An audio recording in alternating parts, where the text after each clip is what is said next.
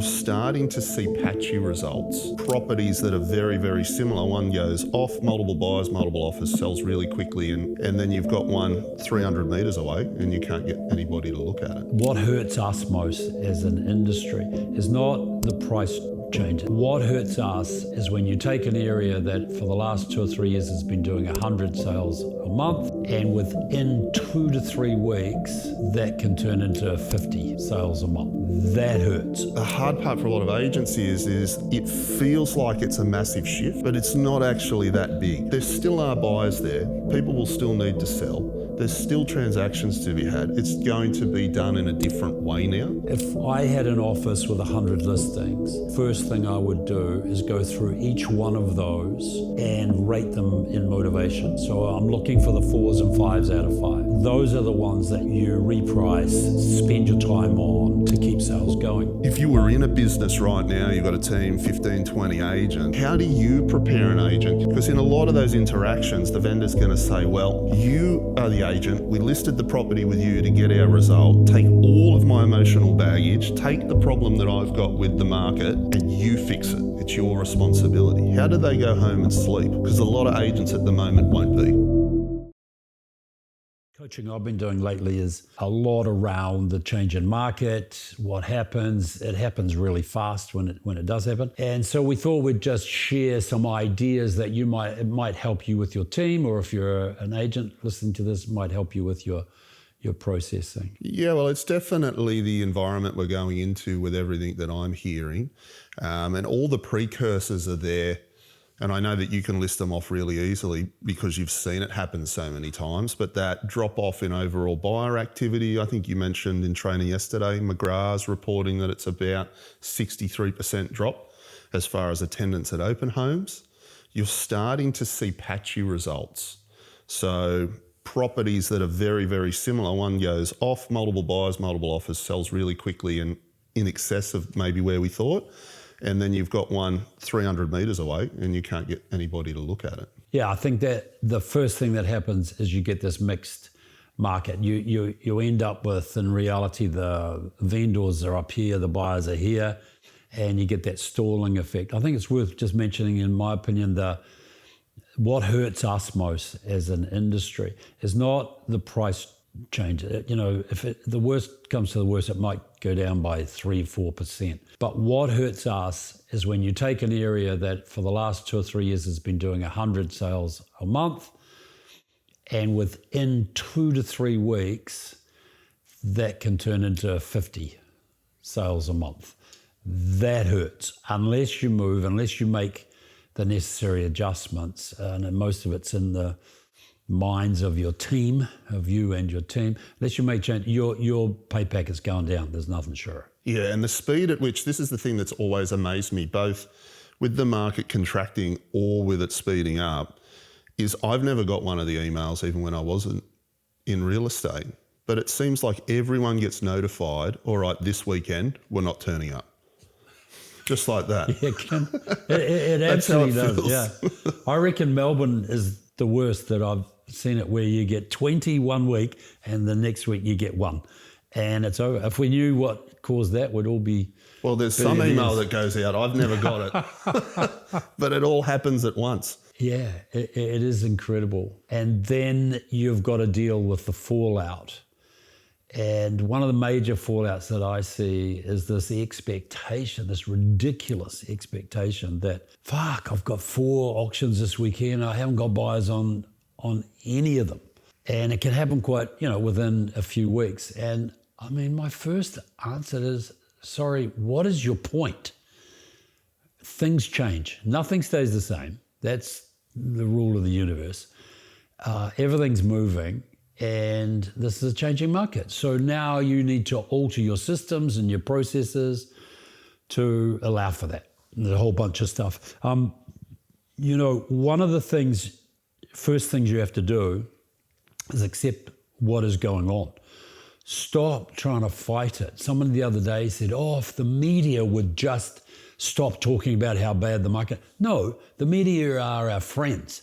The sooner they get on board and start saying the market has turned, it's changed, there's not so many buyers, as sooner that happens, the better for us because they're talking to your vendors every single day. So one of the first things is to recognize the change and don't walk around saying, oh, we need more buyers, or, oh my God, my auction. Just face it, accept it, and make the necessary changes. I think the acceptance part is the biggest thing. And I think the hardest things for agents in general is what they're comparing to what's happening right now is what was happening a few weeks ago. And it's a little bit like, I don't know whether you've had this experience. If you're on a motorbike and you do 100 kilometres an hour, and then you get into a car and you do 30 Ks, or you come off the freeway doing 120 and then you've got to drive at 40, it feels like you're standing still, even though you're still going at a reasonable pace. And that's very cool. I think the hard part for a lot of agents is it feels like it's a massive shift, but it's not actually that big. It's changing, but there still are buyers there. People will still need to sell. There's still transactions to be had. It's going to be done in a different way now, with more time, a different process for management than it has been before, where it's been really quite easy to get stuff sold over the last few years. That's right. I mean, the logic of it is pretty obvious. The average days on market can change within a fortnight. It can go from an average of 7 days or 10 days, which is basically things selling straight away. It can go from there to 40 days, which is an entirely different deal. Now, that means there's going to be more stock on the market. Just mathematically, that's how that works. It means that the buyers have got their hands in their pockets, so there's less buyers. It means that the power starts to shift to the buyers.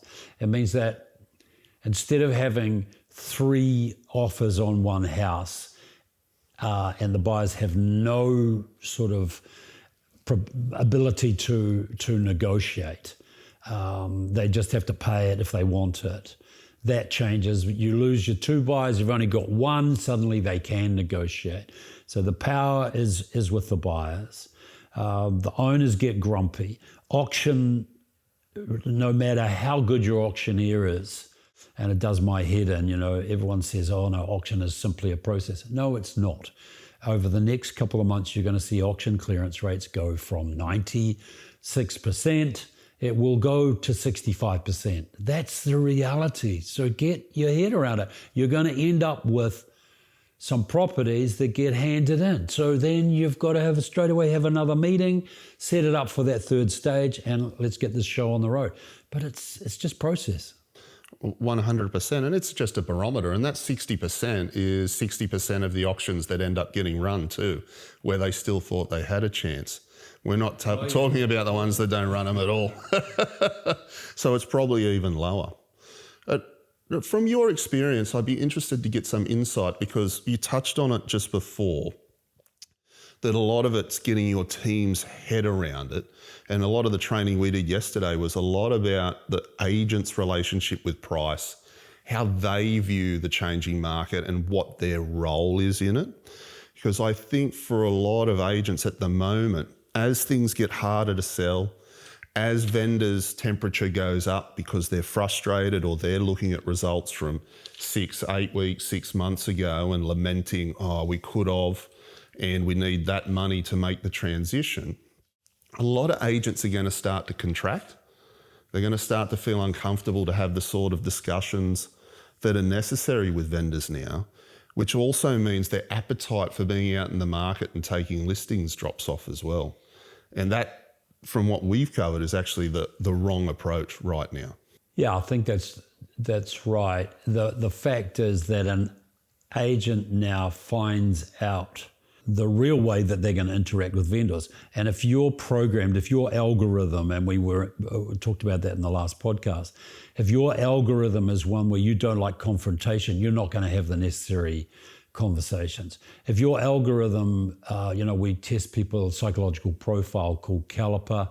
If your Caliper says that you're 99% accommodating, you're just going to keep marketing. You're not going to have the conversations that are required. If you're a people pleaser, which a lot of real estate agents are, If you're a people pleaser, you're not going to have the conversations that are required. You're not going to be able to leave the problem with the person that's got it. And that's what this all comes back to. So we end up taking on these sellers' issues. And I had one of my clients, $3 million agent, ring the other day and say, oh my God, I got to make a phone call to this vendor. And he's just texted me and said, I'm still waiting on all these offers that you were going to bring me. And he was freaking out. He was saying, what am I going to tell this guy? And the answer is, tell him, fuck off. There are no 6 offers right now. Have you not read the paper? Do you not watch the news? Do you not see what's happening? RDAs, and you need to have this change in market speech, which is the RDAs put interest rates up for about the 3rd time in a row. We've got every news item's got the letters WW111 in them, World War III.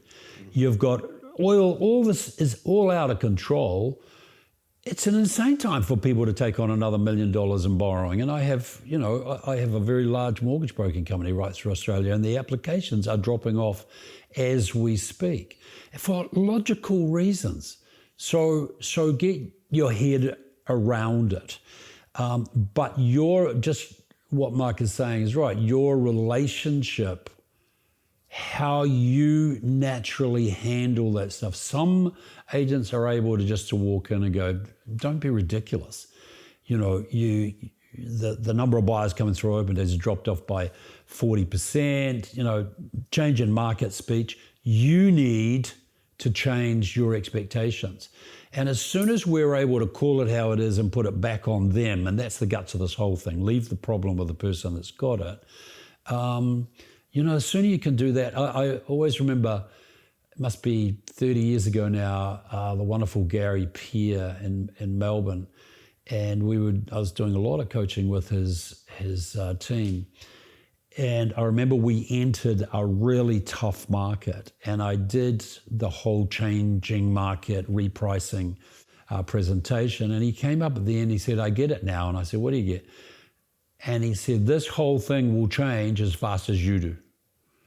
And it's absolutely true. So this is a wonderful time now.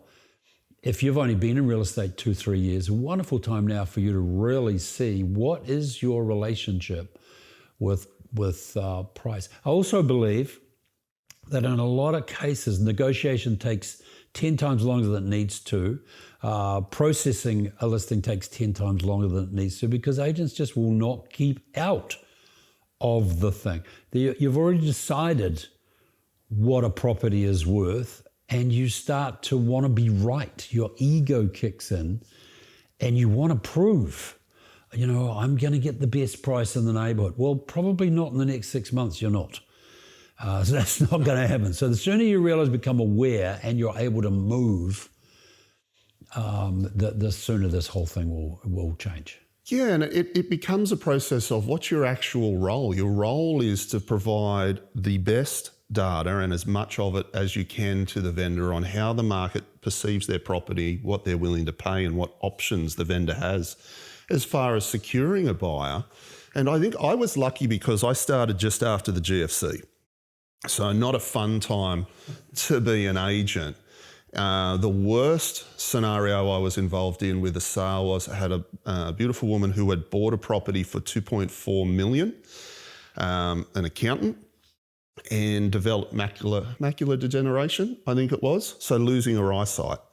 GFC hits, the insurance company won't cover her sight loss, and she's not going to be able to work.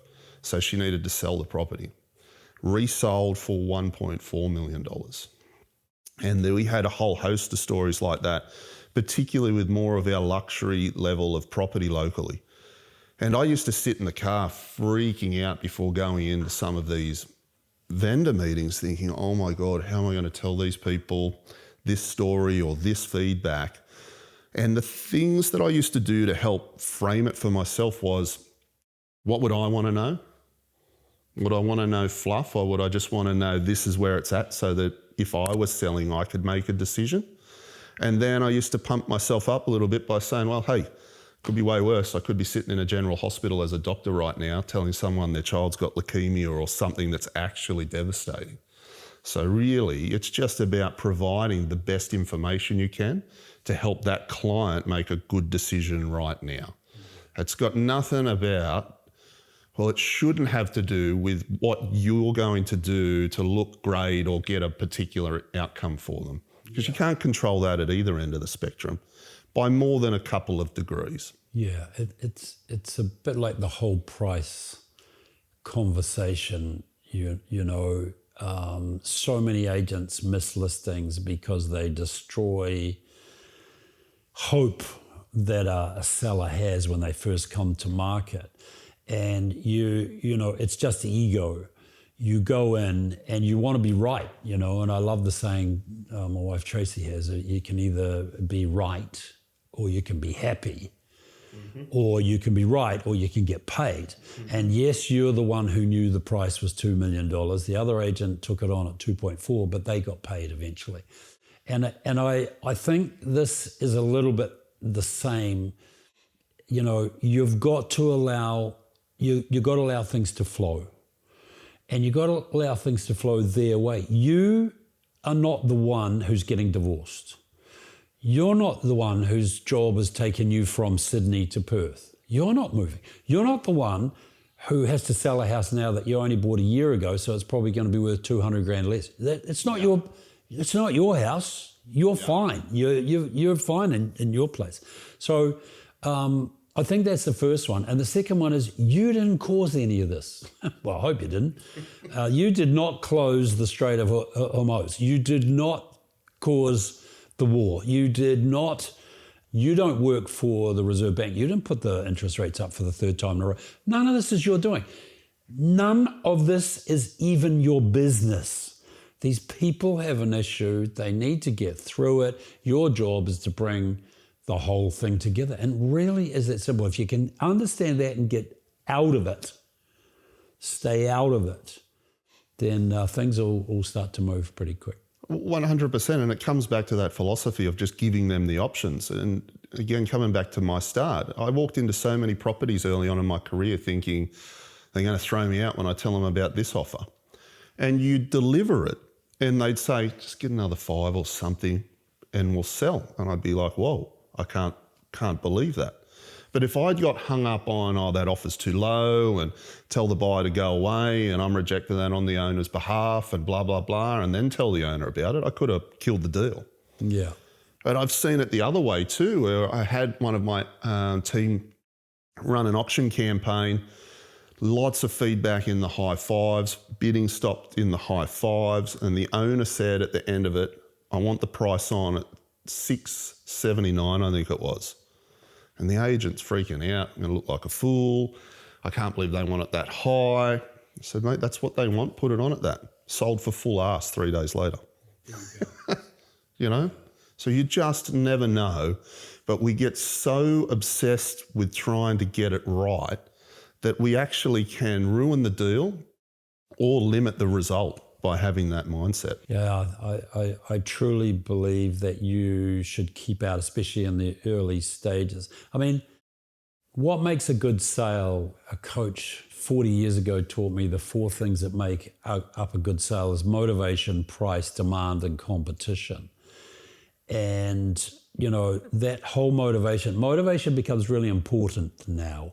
If I had an office with 100 listings, right today, the first thing I would do is go through each one of those and rate them in motivation. So I'm looking for the 4s and 5s out of 5s.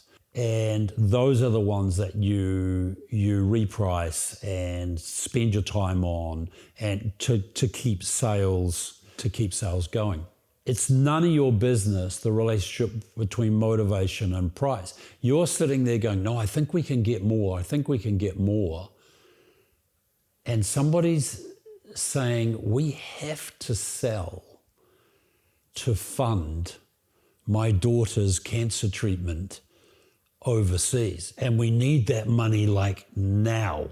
And you're sitting there going, well, we'll go back to market because I really believe, I'm going to set a record and blah, blah. It's none of your business. Yeah. You know, that's how the world works. I will give my house away tomorrow if it meant that I was helping fund something for one of my family's health. None of your business. Keep out of it. Give them, make the offers and give them their options and let them decide. And if you can, become strategic with the opportunity cost, right? So everyone's going to talk about, oh, the market's no good now or the market's hard. No, the power shift has shifted, that's all. So it was just with the sellers, it's come back to centre a little bit more. But that means for a lot of deals, your opportunity, if you're the seller, is going to come in the back half of that transition, not the front half like it has been.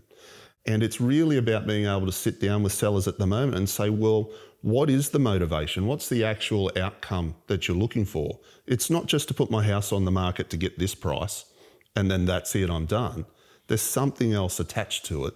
I often say to our team, look, 99% of the time when you're dealing with someone in real estate, in residential sales, you're dealing with someone that's got a life event happening and the transaction of the property is just part of that. And we need to hold it like that. It's much bigger than the house sale. And if we can stay aware of that, then we can understand that the selling of the house is only part of what's going on. And I think, unfortunately, for a lot of vendors, self-included when I go to sell stuff, is we start looking at the picture like that. And then when the house goes on the market, we get narrow about just the sale price and feeling good about that.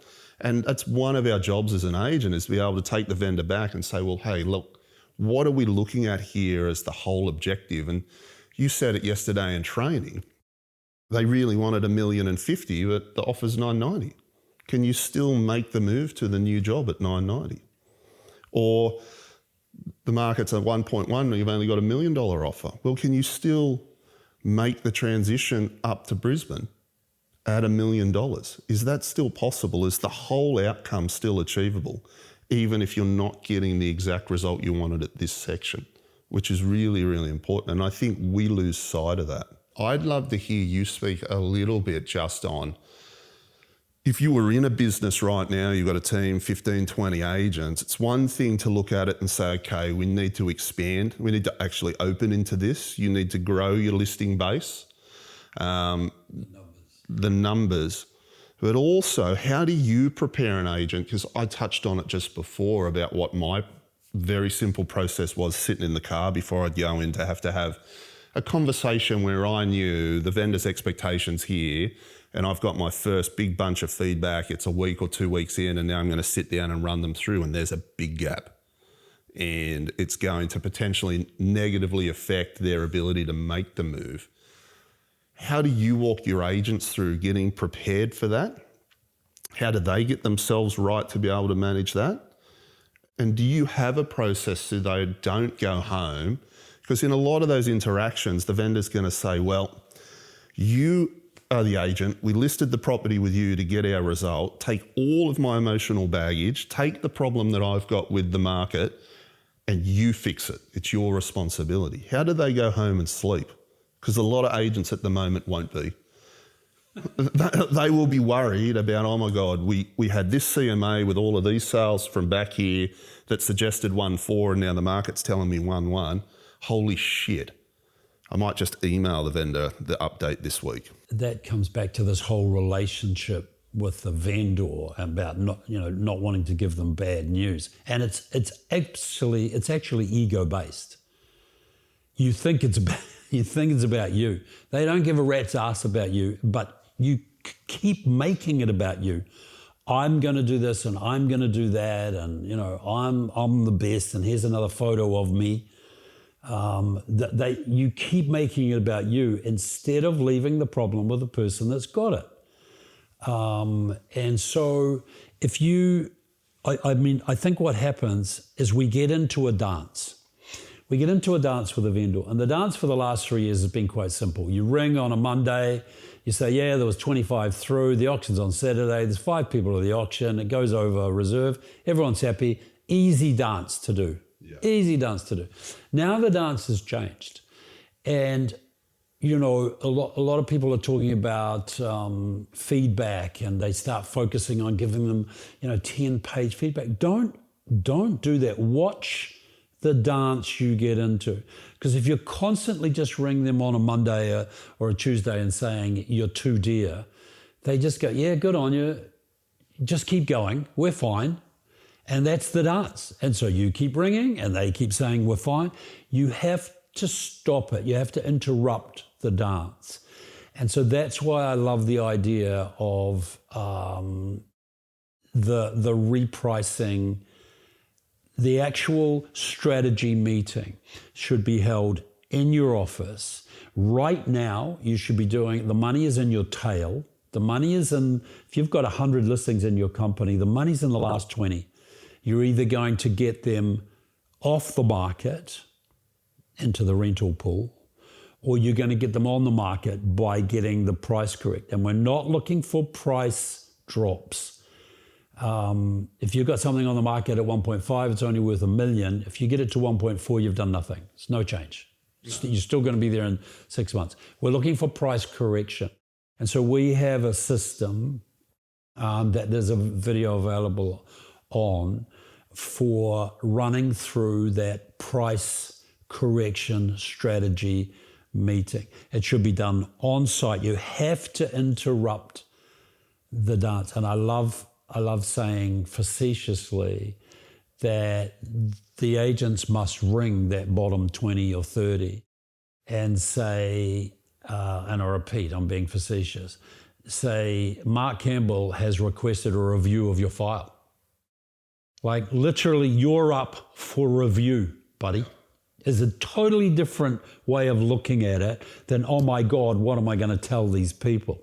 Yeah. You're up for review. My office, 4 o'clock Thursday, and then you run through a very logical, and you can get that, elsewhere. You run through a very logical where you're going to prove the price. You're going to state the price. You're going to keep stating the price in terms of what you just said, which is what is their objective.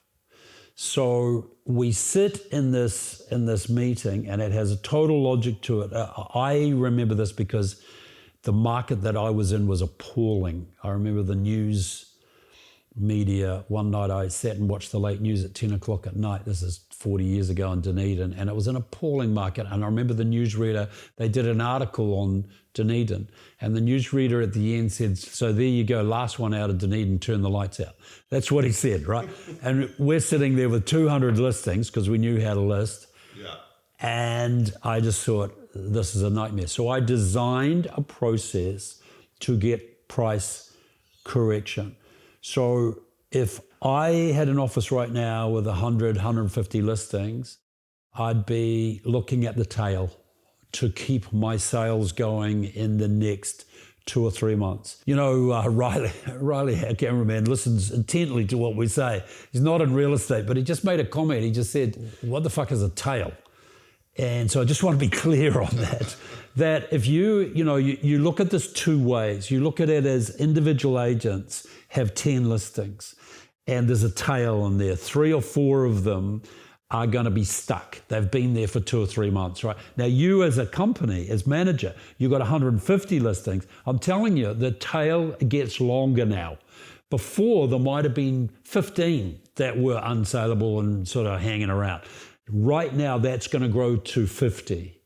You get into that tail, and what we're saying is that the repricing, the re-strategizing, the rebooting, re-energizing of those listings, that's what's important. I think for these strategy meetings, the manager now needs to get involved.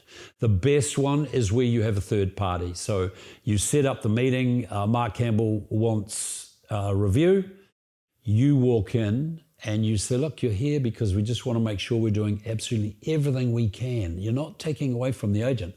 You want to make sure we're doing everything we can to get your property sold. Is that okay? And to do that, we're just going to have to review some of the facts. And away you go through the process. We're not going to go through that now. So that's where I'd be going. I think the other thing that's worth saying here is stop with your Dopey sales meeting where you're going through your successes and what sold in the weekend and what didn't sell. That's going to become a lot less relevant. Before that was just fun and ego and it was all just roll on a big roll. Now replace that. Tuesday morning should just be a housekeeping meeting. So I think the most important thing for managers right now is if you're not running them, you have to implement one-on-ones. And so part of the one-on-one template, and I'll talk about that a bit more in a minute, part of that one-on-one template is you literally go through the listings individually with agents. Don't do this in a sales meeting. It's the dumbest thing I've ever seen. Talk about a dance. Listen to the same crap from agents every single week just to get you to move on to the next agent. So we stop doing that. We have one-on-ones. You look at each listing. You say, look, I know this listing. It's 50 grand over price. Can you get a price reduction? And if they go, yes, I can, you write it down, make notes. 1 week later, you say, did you get that price reduction? Oh, I got 5 grand, not enough. Can you get the rest? Otherwise, I'm going to do it. So what happens is your one-on-ones lead to price reduction meetings. So I have the ability, if you've got 10 listings, those bottom 3, I say, can you get the price drop? If you go, I can't, they won't move, call a meeting. And I'd like to add something on that because this is how I actually approach this at the moment is in my one-on-ones, we have all of the stats and the properties and things, but once we get to current stock, my first question to the agent is tell me about your vendors.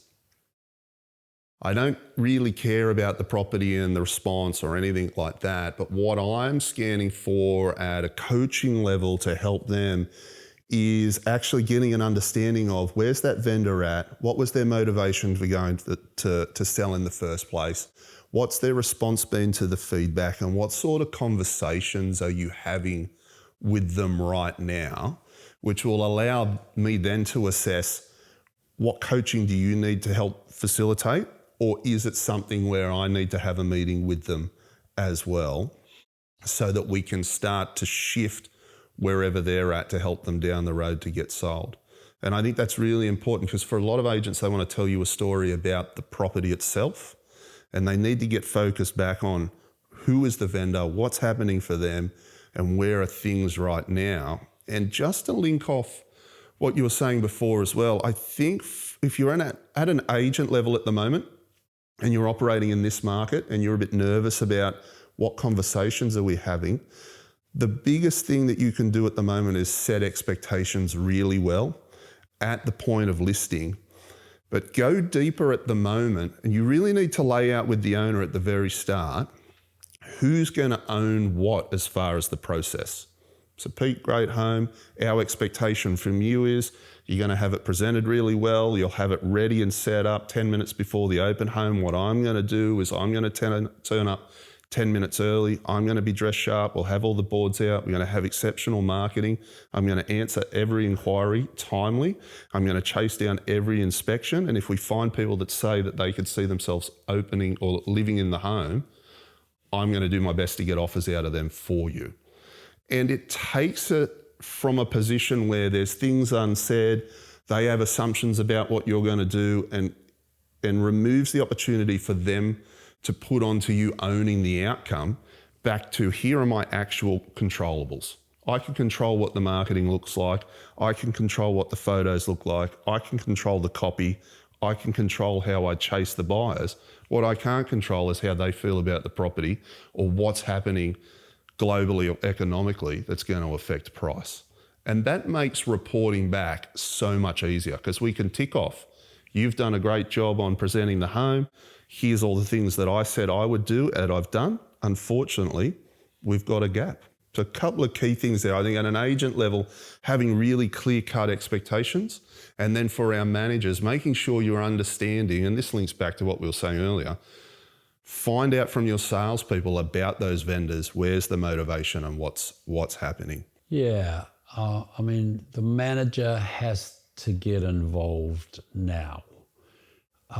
If you leave it to your salespeople and they have 10 listings, and of those 10, 7 of them are overpriced and those agents don't know how to get that fixed, then they're going to stall. They're going to stall. You're going to have 2-3 very dry months in the coming months. And they're going to stall from selling.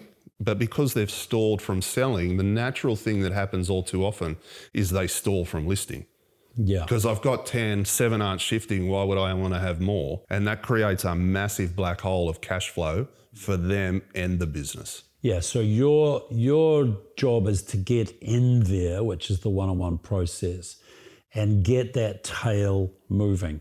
An interesting time now just to talk about that, and that's the numbers that go along with this. And the maths is quite logical. Everyone talks about how many we list. I love talking now about how many you hold. And in this changing market, 6 months ago, you simply needed to take 4 listings and the chances are you'll sell 3.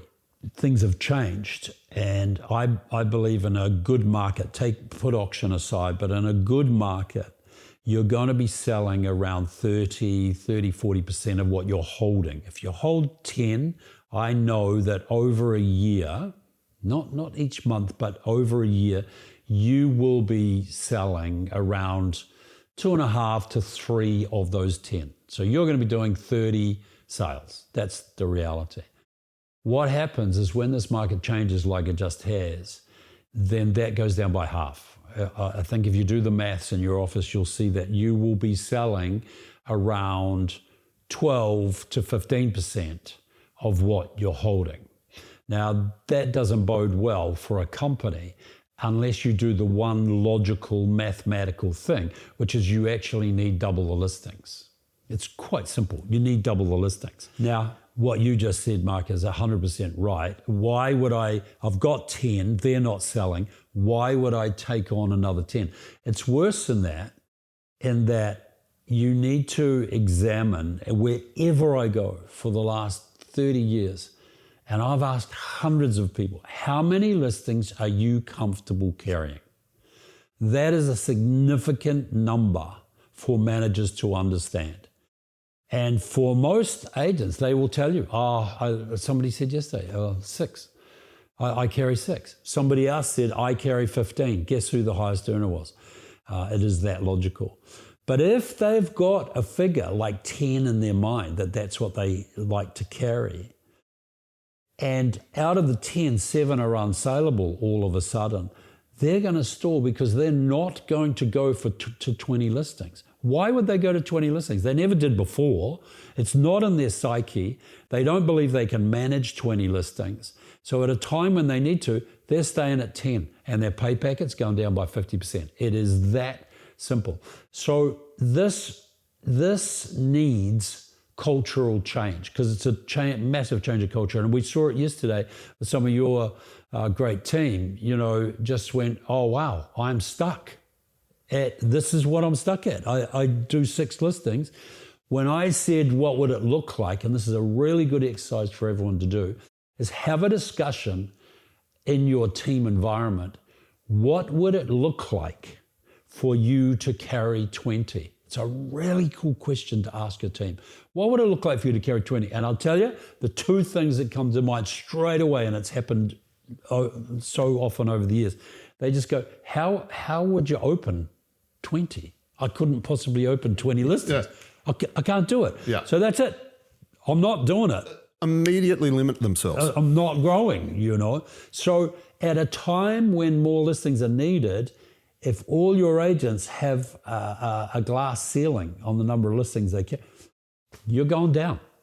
You're going down. So that's the first thing that's changed, and you change it through discussion. You change it through challenging them. What, just out of interest, Jack, you've got 10 listings. You're our best agent. What would it look like if you carried 25? And watch Jack. He will go mindful, and then he'll say, but how do I open them? Answer that. How do I manage the vendors? Answer that. All of these things can be answered, but it's a waste of time if they don't see the benefit of growing that number. Well, it's a little bit like yesterday we started the training session with talking about how fantasy and imagination create reality for us. And we walked the team through the process of what happens for a lot of vendors before we get there to talk about price. They've had a lived experience of what it's going to be like when they sell for whatever number they've made up. And so you're really dealing with a a heavily emotional situation that they already believe could come true. It's the same with this. It's that sort of thought experiment.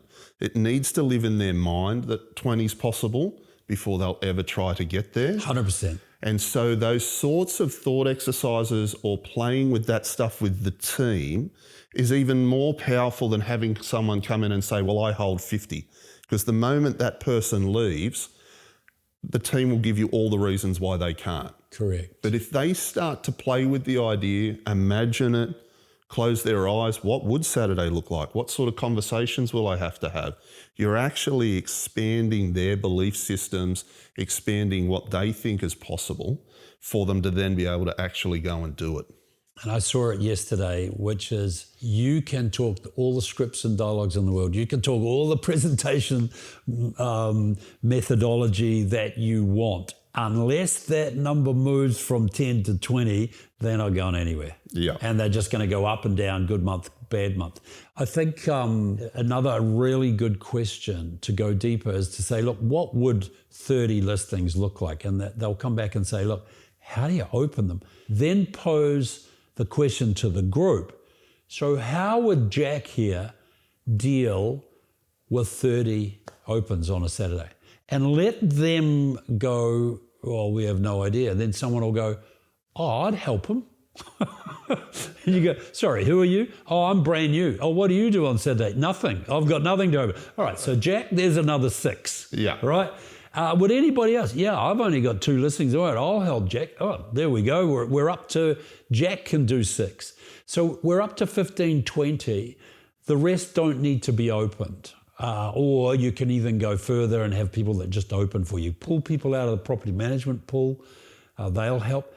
All of this can be dealt with. In terms of going back to vendors, you do need to just watch. Some parts of the industry are massive on 10-page vendor reports. I think they're the stupidest things I've ever seen. You don't need to be doing that. You need to have one strategy meeting every Wednesday morning. If you've got 30 people, you start at 7 in the morning, go through to 1 in the afternoon. You've got 30 calls to do. You're going to say, it's too dear. I need this. I need more money. I need the authority extended. It's a strategy meeting. Let's go. The strategy meeting is really important because there's nothing worse than sending a 4-page vendor report where 6 or 7 people have said they don't like the deck. You turn up there midweek for an inspection and the owner's got a tool belt on and they're going ham on the deck. That's not the outcome that you actually want. It creates stress for them. And remembering that perception's a funny thing. What you write and how they read it could be very, very different. So if you are sending it out, a phone call to actually break down the message in it, really, really important. Because if they read it under themselves, you can cause all sorts of unnecessary stress and duress because they're reading it, I would say, in a far more critical lens than it's being written because it's their home, they love it, they really want a particular outcome. And if people are giving feedback that's really specific or hitting a hot point, it can create a big, big issue for them. No, I think that's right. And they start getting this 5 or 10 page. They get it every week. They get, yeah, we know. Yeah, all right, we get it. So then the dance comes, right? And you're not going to get any movement.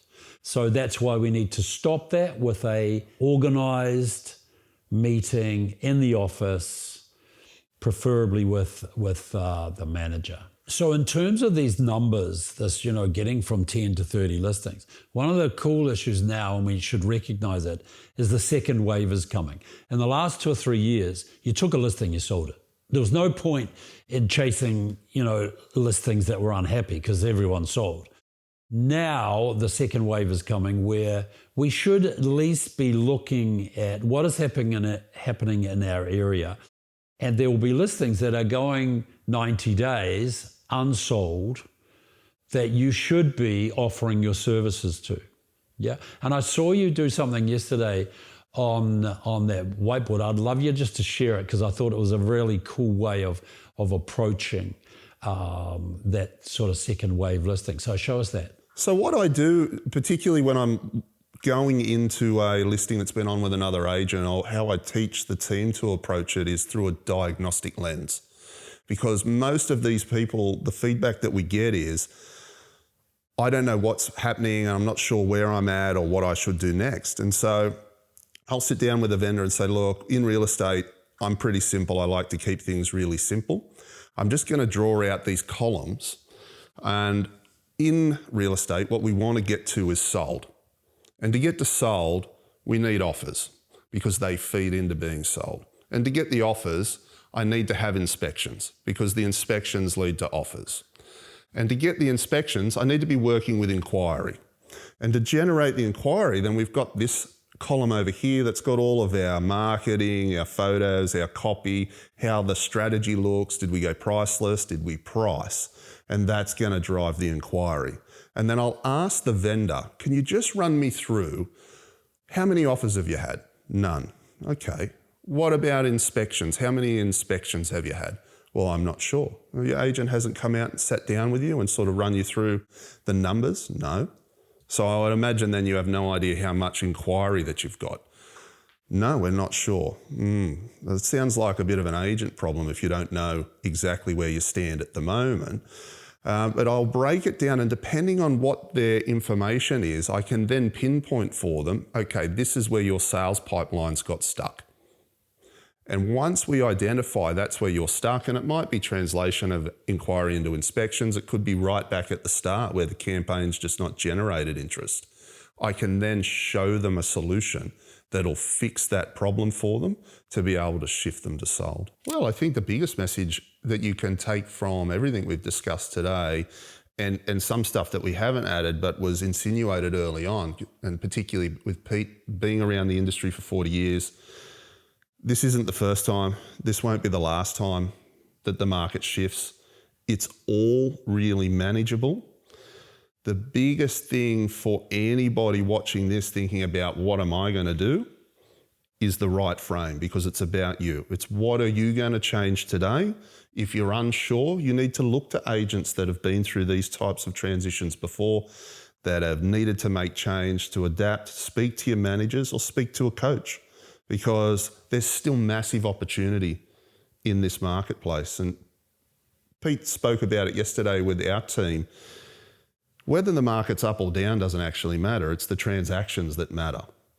And the number one strategy at the moment to keep the transactions happening is to expand into more stock. Yeah, that's the critical thing, is to change that belief. So, yeah, the next 2 or 3 months, I think this will change as fast as you do.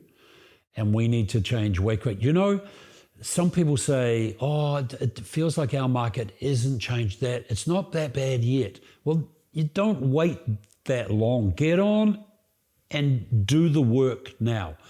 Get into that tail of your listings, the ones that you've already had for 2-3 months. Get into the tail. The worst that can happen is actually that you get the vendors into a more realistic state, the market kicks on and you sell everything. That's the worst that can happen. But if you do nothing, it's not going to be cool. So get on, do the work. And I think those 2 major things, one is they must understand that it's counter-cyclic what needs to happen. We've got 10, we can hardly even sell them. I don't need any more. That's wrong thinking. Counter-cyclic means we've got 10, we need 30. That's the first thing.